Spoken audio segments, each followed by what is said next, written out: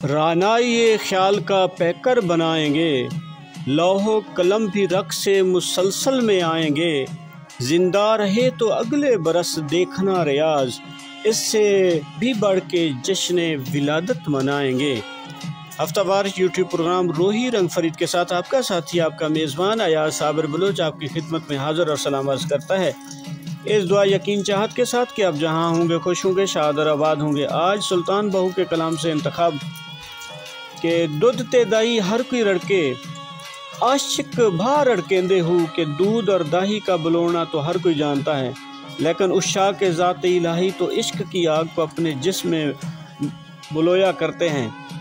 تن چٹورا من مندھانی آہیں نال ہلیندے ہو کہ عشاق اپنی ہی جسمی چاٹی میں ذکر نفی اسبات کے دودھ کو بلونے کے لیے روح کی مندھانی کو درد و آہ کے ساتھ ہلاتے ہیں۔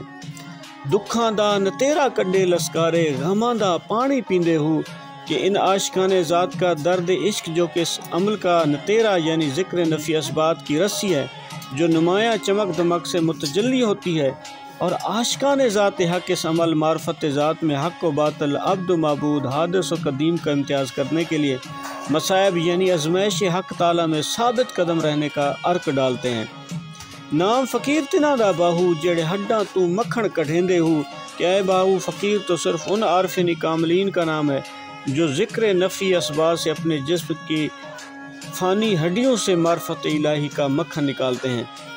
اور آج ہے کہ میں توبہ کیسے کروں۔ انسان کا دل ایک نعمت ہے جو اس کو اللہ تعالیٰ کی طرف توجہ دلاتا رہتا ہے، ندامت کا احساس دلاتا رہتا ہے۔